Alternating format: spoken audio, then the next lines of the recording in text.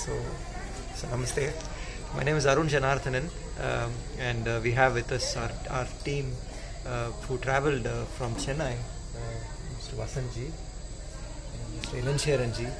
So we, along with Sri Dattaraj Deshpandeji, we started our journey from Chennai with an objective of understanding the architecture that is behind various indigenous education system Gurukulams that have been in the past.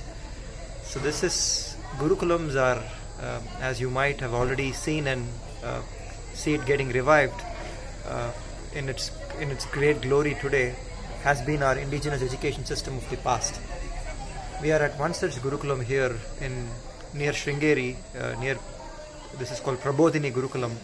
So our objective was to understand the architecture that drives the lifestyle of hundreds of such children who have grown, who have lived their lives for several years in Gurukulam. With that as an objective, we started from Chennai on 16th. On the 16th, early in the morning, we started off our drive to Bangalore first, which is the nearest city from Chennai.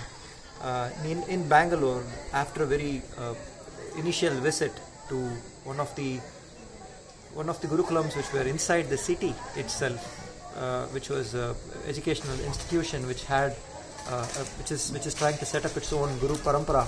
Purna Pramati was the name of the Gurukulam, where we met about hundreds of children who are all city, urban children who are all gaining the knowledge from our tradition in addition to living their lives in city.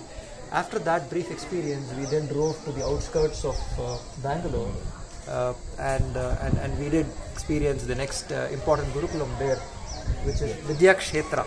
So Vidya Kshetra is a Gurukulam that is completely modern in the sense that the children, the content that is delivered, the discussions that happen are all, and the families that are engaged actively, it is entirely modern.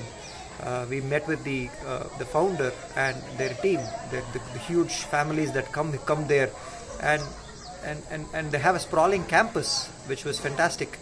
How we saw the children gain their experience learning Sanskrit as well as traditional subjects, their construction, their everything else was fantastic. From there we went to after Vidya Kshetra we went to Veda Vijnana Gurukulam, but Purna Pramati is primary. First Veda Vijnana Gurukulam, right? So and Shubham Karoti. And Shubham Karoti. Shubham Karoti is the other Gurukulam that we did have deeper experiences in. That is Kanya Gurukulam. The Kanya Gurukulam, right? So the Kanya Gurukulams, that's the first Kanya Gurukulam for me, which is one of my objectives of starting from Kanchipuram, is to understand how girl children are raised in a Kanya Gurukulam as Acharyas, as Pati Patnis, their Matrushis and Acharyas, they set up a space where children grow and evolve. So when we heard the Bharatanatyam teacher start the shloka in a huge auditorium where hundreds of children are standing together, and the Acharya's voice just is very, very soft and tender, it begins that way, and the way children all follow, completely immersed in that, was just completely divine for us. We enjoyed watching that, and we were just finishing our lunch, and we couldn't even explain our experiences after that.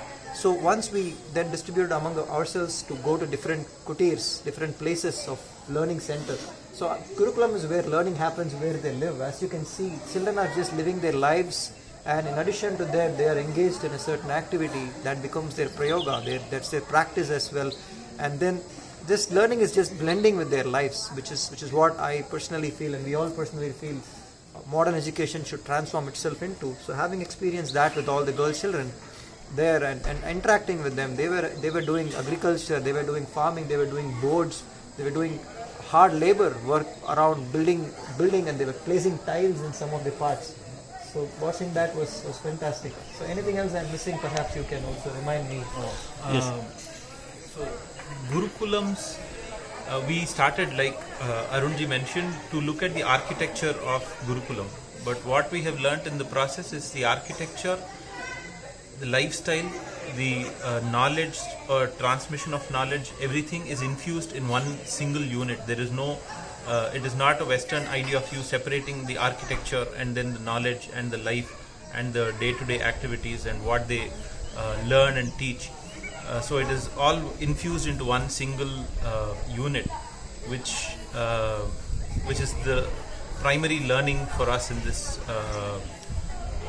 trip, in this journey. And from Bangalore we came to Magadi Anandavana at the night. Yes, we stayed in the Magadi, right? We stayed at the Purna Pravati Gurukulam at Anandavana. So in Anandavana, we met about 30-35 children from ages about 7, 8, all the way to 14, 15. So these children were all graced into a specific parampara, giving that knowledge. So the Acharya was very affectionate with them. It was very evident from the way the children were all interacting, like the elder children carrying the little ones, and then the little ones narrating story during the dinner time in Sanskrit, English, Kannada, all the three languages. He was hardly 6 years old, right? A 6-year-old child sitting and enjoying the storytelling when we are actually having our dinner together, all of us. And then the surprise came to us in a different form just after our dinner, because we sat together as technologists with the children to understand how much science and math are they enjoying.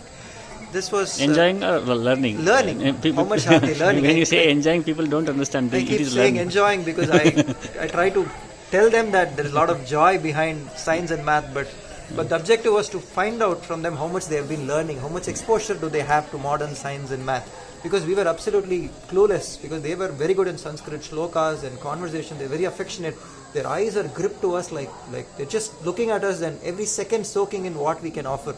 It is just like one step away from even reading our thoughts. That's the level of profoundness I have talking to Gurukulam children. Once we settled in a room where we started talking mathematics. In 5 minutes they knew that we were all going from ground first principles onwards.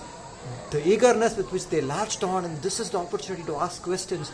They were asking questions around math, algebra, geometry, space, atoms, chemistry, biology, space travel, time travel, everything in the span of just 5 minutes. They're just absorbing. They want to know how does this work, and all the time eager to listen to what we are saying. We often see people buried into their own narratives of too early into what they think about black holes or space, and they're always there in that space. But then these children were like coming back to reality and going forward and understanding more, and it's very clear that every day you spend with them, you can leave such a deep impression on them, and they leave a deeper impression on you. So when you have an atmosphere like this, that is future. Completely, that is future in every dimension. Science is such a small part. That is what you realize after experiencing in this Gurukulam. For example, you get up at 4-5 a.m. and you just walk across to the Tunga river. You take a dip in the Tunga river in the morning. You watch the madam there. You can hear the river that flows, the peacock sound, the birds, and the sun rises very gracefully on the dew. And then you see the children are experiencing this every single day. That is a level of spiritual elevation in dimensions that we cannot even put into words. We're just trying to gather words and explain. Yes, from Anandavana we came to agraharams, Vishwanathapura and other agraharams. The agraharams that we visited is completely entire dimension. So this is an agraharams that is a treasure of knowledge that Sri Dattaraj Deshpande ji has visited several times here, and he's been always wanting to take us there to make us understand what kind of a life that he has lived. He keeps on saying that this is the childhood I've had. But he used to say that when we were in cities, but we cannot understand that. So he brought us here to his own guru's house and the different agraharams of the place. And how do these agraharams look? They have an architecture that where families, 5 to 10 families minimum coexist among children, and children are raised there, and you have activities, the goshala, the farming, the hills, the tree, the big tree.